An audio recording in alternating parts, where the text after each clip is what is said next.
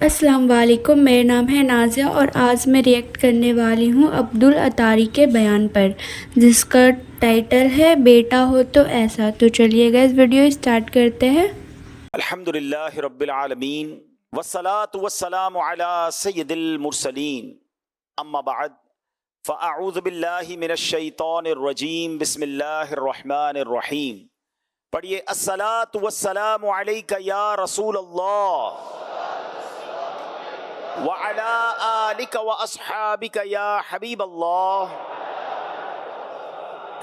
الصلاة والسلام علیک یا نبی اللہ وَعَلَىٰ آلِكَ وَأَصْحَابِكَ يَا نور اللہ۔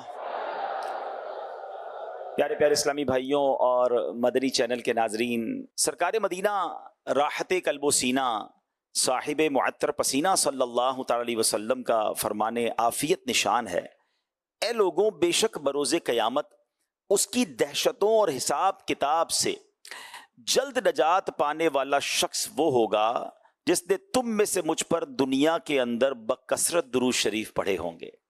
قیامت کا دن ایک مشکل دن ہے، یقیناً بہت زیادہ اس میں پریشانیاں ہوں گی، مگر ان پریشانیوں سے، ان مشکلوں سے، ان مصیبتوں سے جلدی فارغ وہ ہو جائے گا، نجات وہ پا جائے گا انشاءاللہ جو دنیا میں کثرت سے درود پاک پڑھنے والا ہوگا۔ اللہ کرے کہ مجھے اور آپ کو کثرت سے درود پاک پڑھنے کی عادت نصیب ہو جائے۔ نیت کر لیجئے اور آئیے مل کر محبت کے ساتھ درود پاک پڑھ لیجئے۔ صلو علی الحبیب صلی اللہ تعالی علی محمد صلی اللہ علیہ وسلم۔ جب بھی دنیا میں ذوالحجہ کا مہینہ آتا ہے، سبحان اللہ، ایک عجب سی بہار آ جاتی ہے۔ پوری دنیا میں دو ایسے اسلامک ایونٹ ہوتے ہیں، ایسے اسلامی تہوار ہوتے ہیں اور اس طرح اسلامی فریضے سر انجام دیے جاتے ہیں کہ پوری دنیا کے مسلمان گویا موٹیویٹڈ ہو جاتے ہیں، پوری دنیا کے مسلمان گویا اس میں انوالو ہو جاتے ہیں۔ ایک تو الحمدللہ ہر سال حج ہوتا ہے اور لاکھوں مسلمان دنیا کے کم و بیش 150-200 ملکوں سے ٹریول کر کے حرمین طیبین پہنچتے ہیں، اور ان قریب وہ دن آنے والا ہے کہ جب منا کی بستی آباد ہوگی اور مکہ پاک سے قافلے جب منا کے لیے روانہ ہوں گے۔ یہ عجب روح پرور منظر ہوتا ہے، اور یقین جانیے میرے پیارے اسلامی بھائیوں، جو منا اور عرفات کے 5 دن ہیں، حج کرنے والوں کو وہ ساری زندگی یاد رہتے ہیں۔ اچھا، حج تو 25-30 لاکھ حاجی کرتے ہیں، مگر ایسا لگتا ہے کہ دنیا کے کروڑوں مسلمانوں کے دل ان کے ساتھ دھڑک رہے ہوتے ہیں کہ وہ منا پہنچ گئے، اب عرفات پہنچ گئے، اب مزدلفہ پہنچ گئے، اور دل میں یہ تسلی ہوتی ہے کہ ہمارے وہ بھائی ساری امت کے لیے دعائیں کر رہے ہوں گے اور ان کی دعاؤں کا ہمیں بھی حصہ ملے گا۔ حج کرنے والوں کے ساتھ ساتھ ایک اور اہم فریضہ، ایک اور اسلامی ایکٹیویٹی جو ہوتی ہے پوری دنیا میں، وہ الحمدللہ قربانی کی جاتی ہے، اور قربانی کروڑوں کی تعداد میں مسلمان ساری دنیا میں کرتے ہیں۔ تو یہ ذوالحجہ کے جو 10 دن ہیں، یہ بڑے ایکٹیو دن گزرتے ہیں مسلمانوں کے، اور بالخصوص اگر میں کہوں تو پاکستان میں اس کا جو قربانی کا جو انداز اور جو رواج اور جس انداز سے ذوق و شوق سے قربانی کی جاتی ہے، اس کی بات ہی نرالی ہے۔ قربانی ہم کیوں کرتے ہیں، اس کے پیچھے کیا عجب داستان ہے؟ یقین جانیے ناظرین، جب بھی اس داستان کو، جب بھی اس واقعے کو پڑھتے ہیں، ایمان تازہ ہو جاتا ہے کہ ایک باپ کو یہ حکم دیا گیا تھا کہ اپنے بیٹے کو ذبح کیا جائے، آج ہمیں تو جانور ذبح کرنے کا حکم دیا گیا ہے۔ ذرا سوچئے وہ کیسی قربانی مانگی گئی تھی، اور جب اس کا پس منظر آپ کے علم میں ہوگا، بلکہ ہمیں خود بھی اسے پڑھنا چاہیے، اپنے بچوں کو بھی بتانا چاہیے کہ آج ہم اپنے گھر میں بکرا یا بڑا جانور تو قربان کر رہے ہوتے ہیں، انجوائے کر رہے ہوتے ہیں، کھانے پک رہے ہوتے ہیں، مگر اس کی لاجک ہم سب کو ضرور پتہ ہونی چاہیے۔ اور وہ ہستی حضرت ابراہیم علیہ السلام جو خلیل اللہ ہیں، اور حضرت اسماعیل ذبیح اللہ علی نبینا علیہ السلام، اس خاندان کی ایسی داستان ہے کہ جب بھی سنیں ایمان تازہ ہو جاتا ہے۔ میرے پیارے اسلامی بھائیوں، ہم قربانی کرتے وقت ہمیں جس دعا کی تعلیم دی گئی ہے کہ جب قربانی ہو تو قربانی کرتے وقت کیا دعا پڑھنی چاہیے، ون آف دا امیزنگ دعا، یقین کریں اس دعا کا جب ترجمہ آپ کو یاد ہوگا تو آپ جب قربانی کرتے وقت بھی یہ دعا پڑھیں، بلکہ میرا تو مشورہ ہے ویسے بھی اس دعا کو پڑھتے رہا کریں۔ اللہ مجھے اور آپ کو اس دعا کا مصداق بنا دے۔ ذرا اس دعا کا پہلے دعا سنیے گا، پھر اس کا معنی سنیے گا۔ انی وجہت وجہی للذی فطر السماوات والارض حنیفا وما انا من المشرکین ان صلاتی ونسکی ومحیای ومماتی للہ رب العالمین لا شریک لہ وبذلک امرت وانا من المسلمین۔ اللہ اکبر۔ اب ذرا اس کا ترجمہ سنیے۔ میں نے اپنا منہ اس کی طرف کیا جس نے آسمان و زمین بنائے، ایک اسی کا ہو کر اور میں مشرکوں میں نہیں، بے شک میری نماز اور میری قربانیاں اور میرا جینا اور میرا مرنا سب اللہ کے لیے ہے جو رب سارے جہان کا۔ اللہ اکبر، اللہ کرے ایسے بن جائیں کہ ہمارا جینا، ہمارا مرنا، ہماری قربانی، ہمارا سب کچھ ہو تو وہ فقط رب تعالیٰ کے لیے ہو۔ آگے فرمایا اس کا کوئی شریک نہیں، مجھے یہی حکم ہے اور میں مسلمانوں میں ہوں۔ اے اللہ عز و جل، تیری ہی لیے اور تیری ہوئی توفیق سے اللہ کے نام سے شروع، اللہ سب سے بڑا ہے۔ تو اے میرے پیارے اسلامی بھائیوں، یہ دعا میں تو ہم پڑھتے ہیں کہ میرا سب کچھ رب کا ہے، مگر کیا پریکٹیکلی ایسا کرتے ہیں؟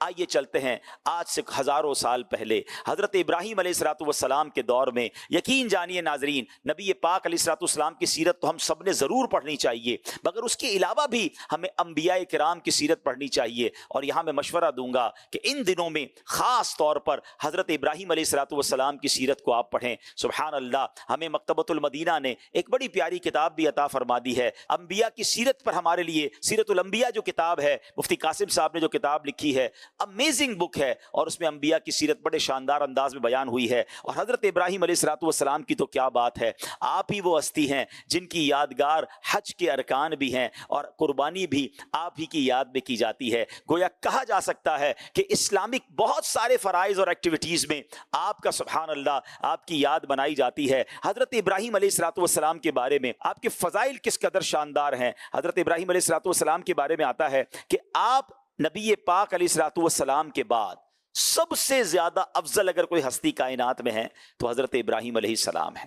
حضرت ابراہیم علیہ السلام اپنے بعد میں آنے والے سارے انبیاء کرام علیہ السلام کے والد ہیں۔ اللہ اکبر، ہر دین میں آپ کی تعظیم کی جاتی ہے، آپ ہی کی یاد قربانی ہے، آپ ہی کی یادگار ارکان حج ہیں، آپ ہی کعبہ شریف کی پہلی تعمیر کرنے والے، یعنی اس کو گھر کی شکل میں بنانے والے ہیں۔ جس پتھر پر کھڑے ہو کر آپ نے کعبہ مشرفہ کی تعمیر کی، وہاں قیام اور سجدے ہونے لگے، مقام ابراہیم وہ قرار پایا۔ سبحان اللہ، مسلمانوں کے فوت ہو جانے والے بچوں کی آپ علیہ السلام اور آپ کی زوجہ حضرت سارہ رضی اللہ تعالی عنہا عالم برزخ میں پرورش کرتے ہیں۔ سبحان اللہ۔ اچھا، اسی طرح حضرت ابراہیم علیہ السلام کے کچھ ایسے کام بھی ہیں جو آپ ہی سے سٹارٹ ہوئے۔ لوگ انوینشنز پر باتیں کرتے ہیں کہ فلاں چیز فلاں نے ایجاد کی ہے، فلاں چیز فلاں کی وجہ سے شروع ہوئی ہے، تو حضرت ابراہیم علیہ السلام سے بھی کئی کاموں کی ابتدا ہوئی ہے۔ سبحان اللہ۔ سب سے پہلے آپ علیہ السلام کے بال ہی سفید ہوئے،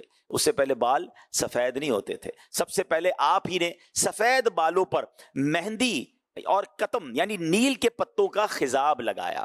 سب سے پہلے آپ ہی نے سلا ہوا پجامہ پہنا۔ سب سے پہلے آپ علیہ السلام نے منبر پر خطبہ پڑھا۔ سب سے پہلے آپ علیہ السلام نے راہ خدا میں جہاد کیا۔ سب سے پہلے مہمان نوازی کی رسم بھی آپ نے شروع کی۔ اور سبحان اللہ، یہ جو ہم گلے ملتے ہیں نا، معانقہ کرنا کہلاتا ہے، یہ معانقہ بھی حضرت ابراہیم علیہ السلام نے ہی سب سے پہلے شروع کیا۔ اور کھانا جو سرید کہلاتا ہے، جو شوربے کے اندر روٹی وغیرہ ڈال کے ملا کے جو کھایا جاتا ہے، یہ بھی سب سے پہلے حضرت ابراہیم علیہ السلام نے تیار کیا۔ مہمان نوازی کا آپ کا عالم یہ تھا کہ آپ کے دسترخوان پر روزانہ کوئی نہ کوئی مہمان ہوا کرتا تھا۔ حضرت ابراہیم علیہ السلام کی اگر لائف کو تھورلی دیکھیں، غور سے دیکھیں، تو آپ کی زندگی میں بڑے پیچ و خم آئے۔ آپ کے واقعات کتنے سارے قرآن میں موجود ہیں۔ ابھی 17-18 سال کی عمر ہے آپ کی، جوانی کا دور ہے، اور وہ وقت آ گیا کہ جب نمرود نے ایک ایسی آگ لگائی، اس کا ریزن بیہائنڈ کچھ اور تھا کہ جب آپ نے ان کے باطلان جو جھوٹے خدا تھے ان کو ماننے سے انکار کیا، تو اب آپ کو جلانے کے پلان کر لیا گیا۔ مگر اس آگ میں جب آپ کو ڈالا گیا تو آپ کے توکل کا عالم، آپ کی اللہ پر بھروسے کا عالم کیا تھا، اور سبحان اللہ پھر رب کے حکم سے وہ آگ گلزار بنا دی گئی۔ آپ ہی کا وہ واقعہ مشہور ہے کہ جو یہ حضرت اسماعیل علیہ السلام، میرے ناظرین ایک بات یاد کیجئے گا، یہ حضرت اسماعیل علیہ السلام حضرت ابراہیم کو کس طرح ملے تھے۔ آپ ذرا غور کیجئے، 99 ایئرز کی ایج میں، ہاں 99 سال کی عمر میں آپ کو اللہ کریم نے بیٹا عطا فرمایا، اور آپ زبردست اللہ کی بارگاہ میں بار بار دعا کرتے بڑی التجا کے ساتھ۔ اور آپ کیا کہا کرتے؟ اسمع یا ایل، اسمع یا ایل۔ اسمع عربی کا لفظ ہے، ایل عبرانی زبان کا لفظ ہے۔ آپ دعا کرتے اسما کے معنی ہے سن لے، ایل کے معنی ہے اے پروردگار، یعنی آپ دعا کرتے اے پروردگار میری سن لے، مجھے اولاد عطا کر دے۔ 99 سال کی عمر میں آپ کو بیٹا عطا کیا گیا، آپ نے اس کا نام ہی اسماعیل رکھ دیا۔ اب اسماعیل نام رکھنے کی یہ وجہ بنی۔ میں تھوڑا سا یہاں رکتا ہوں اور ایک بات سمجھنا چاہتا ہوں، آپ سے عرض کرنا چاہتا ہوں، اللہ کے نبی ہیں حضرت ابراہیم علیہ السلام کا جب بھی آپ نام لیتے ہیں ایک اور وصف، ایک اور لقب آپ ساتھ کہتے ہیں خلیل اللہ، یعنی اللہ کے دوست ہیں، اللہ کا دوست بھی ہے۔ 99 سال کی عمر تک دعا ہو رہی ہے اور اللہ کریم نے 99 سال کی عمر کے بعد ان کو بیٹا عطا فرمایا۔ ذرا غور کیجئے، مگر زبان پر شکوہ نہیں ہے، کمپلین نہیں ہے کہ اے اللہ اتنے سال ہو گئے تجھ سے مانگ رہا ہوں، میں تو تیرا نبی بھی ہوں، تیرا خلیل بھی ہوں۔ صبر ہے، اللہ کی رضا پر راضی ہیں۔ آج ہمارا کوئی کام اٹک جائے، کوئی کام پھنس جائے اور ہم دعا کریں اور وہ کام نہ ہو، ہم کسی بزرگ سے دعا کرائیں وہ کام نہ ہو، یا جناب حرمین جا کر بھی دعا کر لیں، بندے کہتے ہیں یار اتنی جگہوں پر دعا کروائی، اتنے لوگوں سے دعا کروائی، میرا کام ہی نہیں ہو رہا ہے۔ اللہ اکبر۔ اے میرے پیارے اسلامی بھائیوں، سیرت ابراہیمی میں ہمیں یہ بات بھی سیکھنے کو ملتی ہے کہ توکل کرنا ہے، بھروسہ کرنا ہے تو اپنے رب پر کیسے کرنا ہے۔ اگر میرا رب نہیں دے رہا تو ہمیں اس بات پر یقین رکھنا ہے کہ یہی میرے لیے بہتر ہوگا۔ ہماری والدین، ہمارے بزرگ، ہمارا یہ عقیدہ ایمان ہوتا ہے، ہم ان کے بارے میں سوچ بیٹھتے ہیں کہ اگر میرے والدین نے میرے لیے کوئی فیصلہ کرنا ہے تو بہترین کرنا ہے، کیونکہ وہ مجھ سے بہت پیار کرتے ہیں۔ مجھے بتاؤ نا، میرے والدین کے دل میں پیار ڈالنے والا، میرے والدین کے دل میں میرے لیے شفقت ڈالنے والا رب اگر کوئی فیصلہ فرما رہا ہے تو وہ یقیناً میرے لیے بہتر ہوگا۔ تو بعض اوقات ہمیں لگ رہا ہوتا ہے کہ ہم مانگ رہے ہیں، ہم رو رہے ہیں، ہم گڑ گڑا رہے ہیں، مگر وہ کام نہیں ہو رہا ہوتا۔ ہمارا کام اللہ کے اس فیصلے پر اطمینان بھی رکھنا ہے، یقین بھی رکھنا ہے۔ ہاں، اسے پکارے جائیں، التجا کرتے جائیں۔ بعض اوقات تو کسی کا مانگنا پسند آ رہا ہوتا ہے، اس لیے بھی تاخیر کی جا رہی ہوتی ہے۔ تو بہرحال اب حضرت اسماعیل 99 سال کی عمر میں عطا ہوئے۔ اب ذرا سوچئے میرے پیارے اسلامی بھائیوں، اگر ایسے لوگ مجھے سن رہے ہیں جن کے یہاں 10-15 سال کے بعد اولاد ہو، وہ کتنا بچے کا کیئر کرتے ہیں، کتنا پیار سے رکھتے ہیں۔ وہ محاورتاً کہتے ہیں اس کا پیر زمین پر ہی لگنے دیتے کہ بڑی دعاؤں سے، بڑی منتوں سے ملا ہے، اور یہ بچہ تو ابھی چند دنوں کا ہے، ابھی دودھ پیتا بچہ ہے، اور آپ کو حکم ہوتا ہے کہ ان کو مکہ پاک میں جہاں کعبے کی تعمیر ابھی بعد میں ہونی ہے وہاں انہیں چھوڑ کر آ جائیں۔ اللہ اکبر۔ ذرا سوچیں، نہ پانی ہے نہ آبادی ہے، آپ کی زوجہ بی بی ہاجرہ ہیں اور حضرت اسماعیل ہیں، یہ کیسی قربانی ہے، یہ اللہ کی رضا پر کیسا راضی رہنا ہے کہ وہ بچہ جسے دعاؤں سے پایا ہے اس لکو دک صحرا میں آپ چھوڑ کر آ گئے، اور سبحان اللہ اب آپ کے قدموں سے وہ زمزم جاری ہونا، وہ بی بی ہاجرہ کا صفا اور مروہ کے درمیان اس پیاسے بچے کے لیے پانی کو ڈھونڈنا۔ اللہ کو یہ ادائیں کیسی پسند آئی کہ رہتی دنیا کے لیے صفا مروہ کی سعی جو ہے وہ حاجیوں کے لیے لازمی قرار دے دی گئی۔ عمرہ کمپلیٹ نہیں ہوتا جب تک صفا مروہ کی سعی نہ کی جائے۔ تو میرے پیارے اسلامی بھائیوں، یہ عجب خاندان ہے، یہ کیسی داستان ہے کہ اپنے بچے کو وہاں چھوڑ کر آ گئے، اور پھر کچھ عرصے کے بعد جب وہاں جاتے ہیں تو اب سنیے کیا ہوتا ہے۔ حضرت اسماعیل علیہ السلام کی عمر ایک روایت کے مطابق 7 سال تھی، یا ایک روایت کے مطابق آپ کی عمر 13 سال یا کچھ اس سے زیادہ تھی۔ 8 ذوالحجہ کی رات ہے، 8ویں شب ہے، اور حضرت ابراہیم نے خواب دیکھا کہ کوئی کہنے والا کہہ رہا ہے کہ بے شک اللہ عز و جل تمہیں اپنے بیٹے کو ذبح کرنے کا حکم دیتا ہے۔ آپ صبح و شام غور کرتے رہے کہ یہ اللہ کی طرف سے خواب ہے یا شیطان کی طرف سے۔ اب سوچ بچار میں یہ دن گزرانا تو یوم الترویہ اس دن کا نام پڑ گیا، یعنی سوچ بچار کا دن۔ آج بہت سارے حاجی جب جاتے ہیں مکہ مدینہ تو انہیں پتا ہے کہ 8 تاریخ کو یوم الترویہ کہا جاتا ہے، 9 تاریخ کو یوم العرفہ کہا جاتا ہے، اور 10 تاریخ کو یوم النحر کہا جاتا ہے۔ مگر اس کے پیچھے ریزنز کیا ہیں، یہ نام کیوں پڑے؟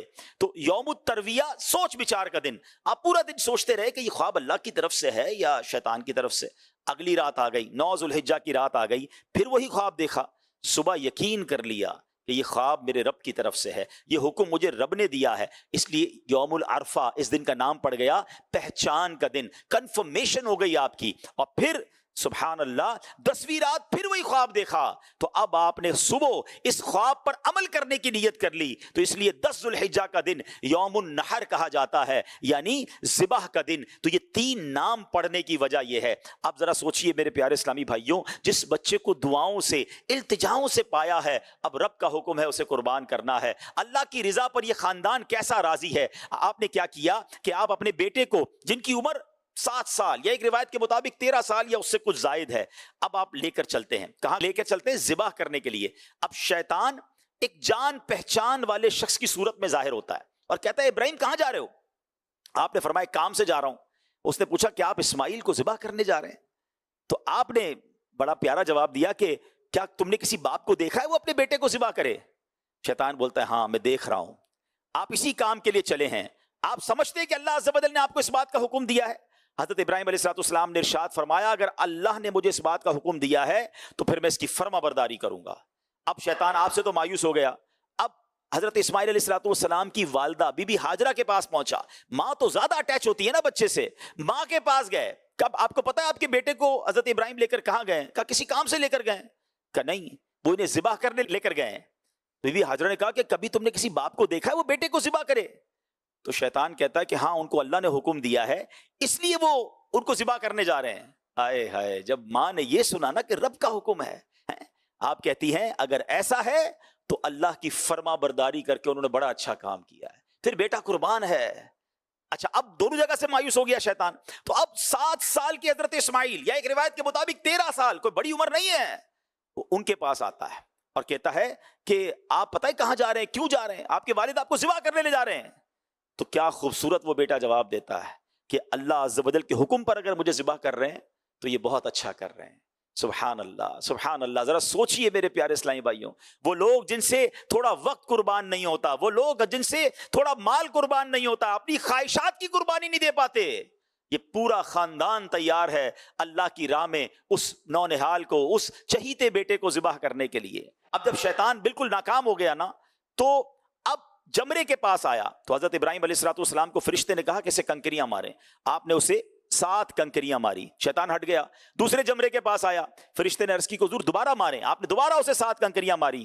تیسرے جمرے کے پاس وہ پہنچا, حضرت ابراہیم نے فرشتے کے کہنے پر پھر کنکریاں ماری. اب ان تینوں مقامات پر جو حاجی جا کے کنکریاں مارتے ہیں جو واجب ہے حاجیوں کے لیے, مگر سوچئے آج ہمیں تو کہا گیا کہ جمرے کو جا کے کنکری مارنی ہے, مگر وہاں تو شیطان آیا تھا, بہکانے آیا تھا, اللہ کی راہ میں اتنی بڑی قربانی دینے سے روکنے آیا تھا. سبحان اللہ. اب حضرت ابراہیم علیہ السلام اپنے اس بیٹے کو لے کر کوہ صبیر پر پہنچے تو اللہ عز و جل کے حکم کی خبر دی. اب بیٹے سے بھی بات کر لی ہے, ڈکلیئر کر دیا کہ میں کس لیے لایا ہوں. سبحان اللہ. یہ جو بات چیت ہے نا, یہ جو کانورزیشن ہے, یہ قرآن مجید میں کس شاندار انداز میں موجود ہے. یہ کیسا والد ہے, یہ کیسے بیٹے ہیں, اللہ کی رضا پر کیسے راضی رہنے والے ہیں, یہ قربانی دینے میں کس قدر آگے ہیں. سبحان اللہ. آپ کہتے ہیں یا بنی انی ارا فی المنام انی اذبحک فانظر ماذا تری, اے میرے بیٹے میں نے خواب دیکھا میں تجھے ذبح کرتا ہوں, اب تو دیکھ تیری کیا رائے ہے. بیٹے سے سوال ہی کر لیا, رائے پوچھ لی.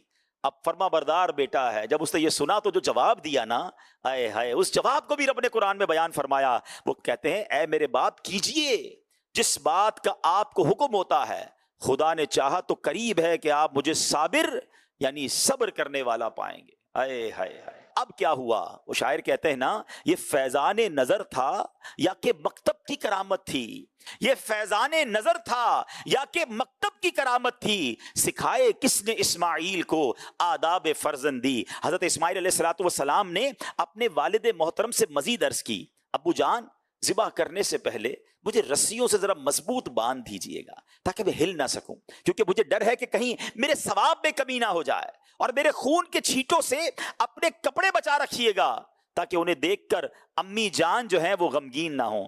اچھا بابا جان ذرا چھری کو زیادہ تیز کر لیجئے گا میرے گلے پہ تاکہ اچھی طرح چل جائے, مجھے زیادہ تکلیف نہ ہو, گلا فوراً کٹ جائے, کیونکہ موت تو بہت سخت ہوتی ہے. آپ مجھے ذبح کرنے کے لیے پیشانی کے بل لٹا دیجئے گا, میرا چہرہ نیچے کر دیجئے گا تاکہ آپ کی نظر میرے چہرے پر نہ پڑے, اور جب میری والدہ کے پاس جائے نا تو میرا سلام پہنچا دیجئے گا, اور ہو سکے تو میری قمیض, میرا یہ لباس میری ماں کو دے دیجئے گا, ان کو کچھ تسلی ہو جائے گی, صبر آ جائے گا. کیا دنیا نے ایسا کوئی منظر دیکھا ہے کہ ذبح ہونے والا, ذبح کرنے والے اپنے والد سے کہہ رہا ہے کہ مجھے ذرا زور سے باندھ دیجئے گا, چھری کو تیز کر دیجئے گا, میرے چہرے کو آپ نہ دیکھیے گا, مجھے الٹا لٹا دیجئے گا. کرنا وہی ہے جو رب کا حکم ہے. Everybody is ready there. سوچئے نا میرے پیارے اسلامی بھائیو, یہ کیسے افراد تھے, یہ اللہ کے کیسے برگزیدہ بندے اور کیسے شخصیات ہیں. کیوں نہ ان سے ہم محبت کریں اور ان کی اس پوری سیرت سے سیکھیں. آج دنیا بھر میں قربانی تو ہو رہی ہے, لیکن شاید یہ فلسفہ, یہ داستان, یہ قربانی کیسی داستان رقم کی گئی اور اللہ کی کیسی رضا حاصل کی گئی, ہمیں یاد ہو تو پھر ہم اس پر کچھ عمل کرنے کی کوشش کریں نا. اب کیا ہوتا ہے, حضرت ابراہیم علیہ السلام نے فرمایا اے میرے بیٹے تم اللہ کے حکم پر عمل کرنے میں میرے کیسے عمدہ مددگار ثابت ہو رہے ہو. پھر جس طرح حضرت اسماعیل علیہ السلام نے کہا اسی طرح ان کو باندھا بھی گیا, چھری کو تیز بھی کیا گیا. حضرت اسماعیل علیہ السلام کو پیشانی کے بل لٹا دیا گیا, ان کے چہرے سے نظر ہٹا لی گئی اور ان کے گلے پر چھری چلا دی. ہائے ہائے, پر وہ تو کر چکے جو کرنی بشر کی ہے. انہوں نے اپنے ذمے کا کام کر دیا نا, مگر چھری نے اپنا کام نہ کیا, گلا نہ کٹا. اسی وقت حضرت ابراہیم علیہ السلام پر وحی نازل ہوئی اور قرآن کہتا ہے ترجمہ کنز الایمان, اور ہم نے اسے ندا فرمائی کہ اے ابراہیم بے شک تو نے خواب سچ کر دکھایا, ہم ایسا ہی صلہ دیتے ہیں نیکوں کو. بے شک یہ روشن جانچ تھی اور ہم نے ایک بڑا ذبیحہ اس کے فدیے میں دے کر اسے بچا لیا. اب ہوا کیا میرے پیارے اسلامی بھائیوں, حضرت ابراہیم علیہ السلام نے بچے کو لٹا دیا ہے, چھری ہاتھ میں ہے, اور اب اللہ کے حکم سے حضرت جبرائیل بطور فدیہ جنت سے ایک مینڈھا لے کر تشریف لائے اور دور سے اونچی آواز میں آپ کہتے ہیں اللہ اکبر اللہ اکبر. حضرت ابراہیم علیہ السلام نے یہ آواز سنی, آپ تو اپنے بیٹے کو ذبح کر رہے ہیں, جب آواز سنی تو اب جب آواز سنی اور سر اٹھایا تو جان گئے کہ اللہ عز و جل کی طرف سے آزمائش کا وقت گزر چکا, اب بیٹے کی جگہ فدیہ مینڈا بھیجا گیا ہے. تو خوش ہو کر آپ نے جواب دیا لا الہ الا اللہ واللہ اکبر. اب جو وہ بیٹا جو ذبح ہونے کے لیے نیچے لیٹا, انہوں نے سنا نا, تو انہوں نے جب کیا کہا اللہ اکبر وللہ الحمد, سبحان اللہ. اس کے بعد ان تینوں پاک حضرات کے ان مبارک الفاظ کی ادائیگی کی یہ سنت قیامت تک کے لیے جاری و ساری ہو گئی. اب ذرا غور کیجئے میرے پیارے اسلامی بھائیوں, جو ہم عید کے دنوں میں تکبیر پڑھتے ہیں, پڑھتے تو ہیں لیکن اگر سمجھ آ جائے کہ اس کے شروع کے الفاظ حضرت جبرائیل کے ادا کیے ہوئے ہیں, اس کے درمیانی الفاظ حضرت ابراہیم کے ادا کیے ہوئے ہیں, اور اس کے آخری الفاظ جو ہیں وہ حضرت اسماعیل کے ادا کیے ہوئے ہیں, سبحان اللہ, یہ کیسے مبارک الفاظ ہیں, اور یہ کس وقت ادا کیے گئے؟ جب اللہ کی بارگاہ میں یہ قربانی پیش کی جا رہی تھی. اللہ کرے کہ جب ہم یہ تکبیرات پڑھیں تو ہمارا دل بھی جھوم اٹھے, ہم بھی اللہ کریم کی بارگاہ میں اس قربانی کو یاد کر کے اپنے رب کی بارگاہ میں عرض کریں کہ اللہ ہمیں بھی تیری راہ میں قربانی کرنے کا جذبہ عطا فرما. آئیے ذرا اس تصور میں ان تکبیرات کو پڑھیے تو صحیح. یاد رکھیے گا پہلے چند الفاظ جو ہیں جبریل امین نے ادا کیے ہیں, درمیانی الفاظ خلیل اللہ حضرت ابراہیم نے ادا کیے ہیں, اور آخری الفاظ حضرت اسماعیل نے ادا کیے ہیں. آئیے مل کر پڑھتے ہیں اللہ اکبر اللہ اکبر لا الہ الا اللہ واللہ اکبر اللہ اکبر وللہ الحمد اللہ اکبر اللہ اکبر لا الہ الا اللہ واللہ اکبر اللہ اکبر وللہ الحمد اللہ اکبر اللہ اکبر لا الہ الا اللہ واللہ اکبر اللہ اکبر وللہ الحمد. کیا شاندار داستان ہے, کیا شاندار شخصیات ہیں. اللہ کرے کہ اس بار جب ہم قربانی کریں تو کاش ہماری آنکھوں میں آنسو بھی ہوں کہ اللہ تو نے ہم پر کتنی آسانی کی. کبھی امیجن تو کریں اگر ہمیں یہ کہا جاتا کہ زندگی میں ایک بار سب اپنا اپنا ایک بچہ قربان کریں, آپ سوچیں کبھی ہم یہ کر سکے؟ ہم تو کتنے ناتوان ہیں, ہم پر کتنی آسانی کر دی گئی.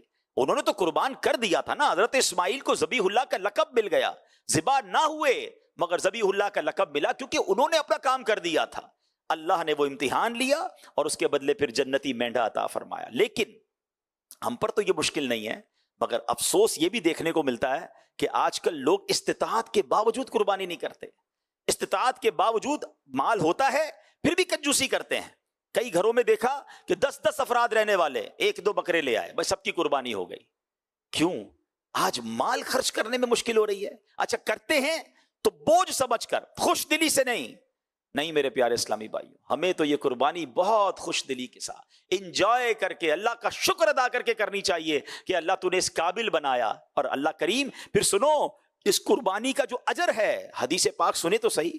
اللہ کے حبیب علیہ السلام فرماتے ہیں قربانی کرنے والے کو قربانی کے جانور کے ہر بال کے بدلے میں ایک ایک نیکی ملتی ہے.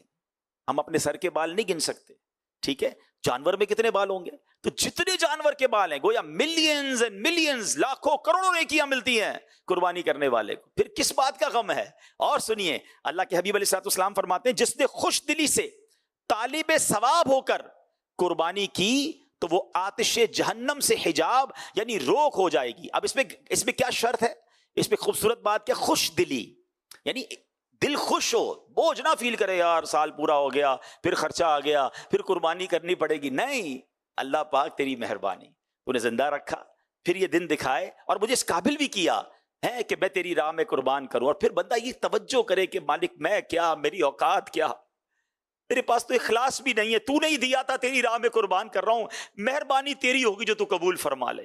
ہمیں تو اس بات اور پھر یہ قربانی یاد کریں کہ حضرت ابراہیم تو اپنے بچے کو قربان کرنے گئے تھے، مجھ سے تو اپنی خواہشات قربان نہیں ہوتی، بلکہ علماء نے بڑی پیاری پیاری نیت عطا فرمائی، ہم نے امیر علیہ سنت سے سیکھا کہ قربانی کے وقت بندہ یہ سوچے اور یہ نیت کرے کہ آج میں اپنی بری خواہشات کی بھی قربانی کر رہا ہوں، اسے بھی ذبح کر رہا ہوں، آج میں گندی اور بری عادتوں کو بھی ذبح کر رہا ہوں، آج میں جب مال قربان کرنے کی نیت کر رہا ہوں تو ساتھ اپنا وقت بھی اب اللہ کی راہ میں دوں گا، اس کی بھی قربانی دینے کی نیت کریں۔ اور کبھی زندگی میں ایسا موقع آئے تو جان قربان کرنے کی بھی باری آئے تو اللہ ہمیں اس میں بھی کامیابی عطا فرمائے۔ اللہ کرے کہ ہم اس قربانی کے اس پورے فلسفے کو سمجھیں اور اس خوش دلی کے ساتھ قربانی کریں۔ ایک اور جگہ نبی پاک علیہ الصلوۃ والسلام فرماتے ہیں اے فاطمہ اپنی قربانی کے پاس موجود رہو، کیونکہ اس کے خون کا پہلا قطرہ گرے گا تمہارے سارے گناہ معاف کر دیے جائیں گے۔ ہائے ہائے، ایک خون کا پہلا قطرہ گرنا ہے قربانی کا، اور قربانی کرنے والے کے سارے گناہ معاف ہو جائیں گے۔ تو اللہ نے جس کو استطاعت دی ہے اس میں ذرا بھی کنجوسی نہ کریں، بالکل خوش دلی کے ساتھ بہترین جانور۔ اچھا پھر عجیب عجیب باتیں پھیلائی جاتی ہیں، عجیب عجیب وسوسے، ارے جناب اتنا بہترین جانور کرنے کی کیا ضرورت ہے، تو کچھ غریبوں کی مدد کر دی جائے، قربانی کی جگہ کچھ اور کر دیا جائے، یہ بھی باتیں آنا شروع ہو جاتی ہیں۔ اچھا یہ ہر بقرہ عید میں ہوتا ہے، سوشل میڈیا پر باتیں آ رہی ہوتی ہیں کہ یار ہم نے تو ایک کام یہ کرنا ہے کہ اس بار قربانی نہیں کریں گے، کسی غریب کا بھلا کر دیں گے۔ پتہ نہیں کون سے لوگ ہیں جن کو ہر بار جب بھی مسلمان اللہ کے قریب ہونے کی کوشش کرتے ہیں، اللہ کی بارگاہ میں اس کا حکم بجا لانے کی طرف بڑھتے ہیں، تو ان کو کچھ نہ کچھ یاد آنا شروع ہو جاتا ہے۔ یہ ہر بار ہوتا ہے، چاہے وہ حج ہو، اتنے حج کرنے کی کیا ضرورت ہے، قربانی کرنے کی کیا ضرورت ہے، معاذ اللہ۔ اچھا جناب اچھی اچھی مسجدیں بناؤ، اس پہ بھی ان کو پرابلم ہو جاتا ہے۔ یعنی جب بھی انسان دین متین پر خرچ کرنے کی، مسلمان اللہ کی راہ میں خرچ کرنے کی بات کرتے ہیں تو کچھ لوگوں کو ٹینشن شروع ہو جاتی ہے۔ آج تک کبھی نہیں سنا کہ جناب اتنے مہنگے موبائل فون لینے کی کیا ضرورت ہے، کسی غریب کی مدد کر دیں، لاکھوں کروڑوں روپے شادی پر خرچ کرنے کی کیا ضرورت ہے، کسی غریب کی مدد کر دیں، یہ آتش بازی نیو ایئر پہ کرنے کی کیا ضرورت ہے، وہاں کوئی یاد نہیں آئے گا۔ آپ دیکھیں جب بھی مسلمان اللہ کی راہ میں خرچ کرنے کی بات کریں گے، کسی اسلامی تہوار یا اللہ کریم کی بارگاہ میں اور اللہ والوں کی یاد میں خرچ کرنے کی بات کریں گے تو ایکچولی پیٹ میں درد کچھ اور ہوتا ہے، وہاں پر دین سے دور کرنا ہے، اللہ والوں سے دور کرنا ہے، اللہ والوں کی یادوں سے دور کرنا ہے۔ تو ہمیں ان وسوسوں میں نہیں آنا، بلکہ روایتوں میں یہاں تک آتا ہے کہ قربانی کے دنوں میں خون بہانے سے افضل عمل کوئی اور نہیں ہے۔ اللہ کی بارگاہ میں اگر جانور ذبح کرنا افضل ترین کام ہے تو انشاءاللہ ہم نے لبیک کہہ کر خوش دلی کے ساتھ جانور قربان کرنا ہے۔ اور جیسے میں عرض کر رہا تھا کہ استطاعت ہوتے ہوئے بھی، افورڈ کرنے والے ہوتے ہوئے بھی جو قربانی نہیں کرتے انہیں بالکل ایسا نہیں کرنا چاہیے۔ نبی پاک نے ایک اور حدیث پاک میں فرمایا جس شخص میں قربانی کرنے کی وسعت ہو پھر بھی وہ قربانی نہ کرے تو وہ ہماری عیدگاہ کے قریب نہ آئے۔ تو وسعت ہے تو ضرور قربانی کیجئے۔ اور سبحان اللہ، ہمیں اللہ کرے کہ ہم قربانی کے اس فلسفے کو سمجھیں۔ اور پھر ذرا اور آگے چلتے ہیں کہ یہ جو مینڈھا تھا، جنتی مینڈھا تو تھا، اس کا پھر کیا ہوا؟ سبحان اللہ، اس کے بارے میں بھی تفصیل کتابوں میں لکھی ہے کہ حضرت ابراہیم علیہ السلام نے مینڈھا ذبح فرمایا، اور بعض مفسرین کا کہنا یہ کہ وہ مینڈھا جنت سے آیا تھا، اور یہ وہی مینڈھا تھا جسے حضرت آدم علیہ السلام کے بیٹے حضرت حابیل نے قربانی میں پیش کیا تھا۔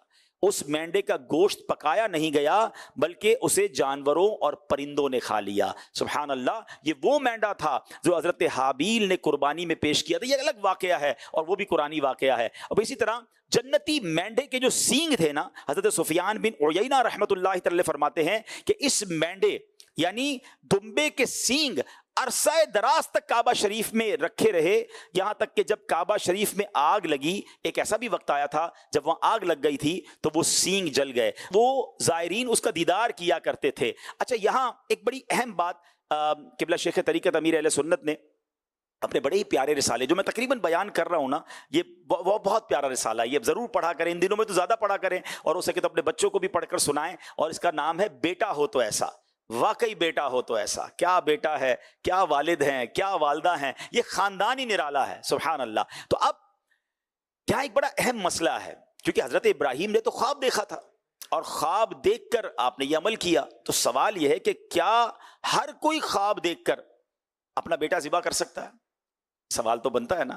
تو کیا خوبصورت آپ نے اس کی تربیت فرمائی کہ یاد رہے کوئی شخص خواب یا غیبی آواز کی بنیاد پر اپنے بچے یا کسی دوسرے کے بچے یا انسان کو ذبح نہیں کر سکتا.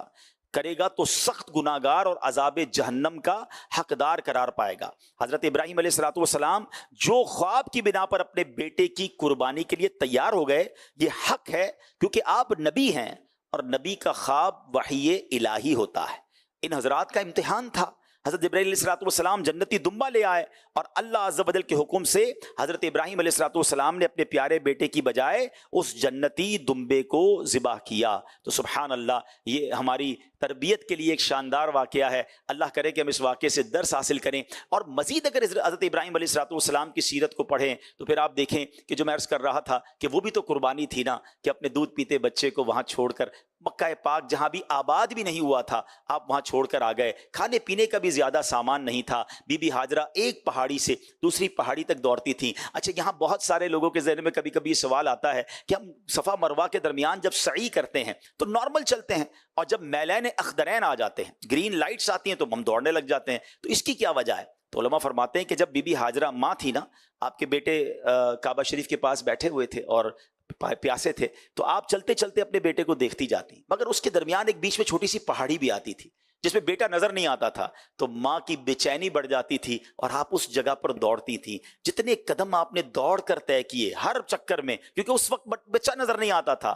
تو اللہ اکبر، اللہ کو اس ماں کی ادا ایسی پسند آئی کہ اب مردوں کے لیے باقی صفا مروہ میں تو نارمل چلنا ہے، مگر جب وہ گرین لائٹس آتی ہیں، وہ مقام آتا ہے جو اللہ کی پیاری بندی دوڑی تھی اپنے بچے نظر نہیں آ رہا تھا اس لیے، اور پانی کی تلاش میں، تو ہمارے لیے یہ دوڑنے کا حکم ہے. اللہ کریم سے ہم دعا کرتے ہیں اللہ اس عظیم خاندان کی برکت ہمیں عطا فرمائے. حضرت ابراہیم اور حضرت اسماعیل علیہ السلام کے صدقے ہمیں بھی اپنی راہ میں قربانی دینے کی توفیق عطا فرمائے. جیسا کہ میں نے عرض کیا کہ یہ میں نے بیان جو کیا، تقریباً میں نے یہ بیان کہ رسالہ بیٹا ہو تو ایسا رسالے سے کیا. یہ رسالہ کمال کا رسالہ ہے، مکتبۃ المدینہ سے حاصل کریں، اس کو تقسیم کریں، اس کو پڑھیں. یہ ایک ایسی داستان ہے کہ جب بھی پڑھتے ہیں ایمان تازہ ہو جاتا ہے. 46 پیجز ہیں اس رسالے کے، اور یہ صرف 35 روپے کا ہدیہ ہے. اور آپ چاہیں تو اس کو خرید فرمائیں، چاہیں تو اسے dawatIslami.net سے ڈاؤن لوڈ کر لیں. اس میں بہت ساری باتیں ایسی ہیں جو سننے کے بعد، پڑھنے کے بعد اتنی موٹیویشن ملتی ہے کہ سبحان اللہ. پھر زندگی میں کبھی کوئی قربانی دینے کا موقع آتا ہے تو انسان کو یہ بات یاد آ جاتی ہے. اللہ کریم ہمیں بھی اپنی راہ میں قربانی دینے والا بنا دے.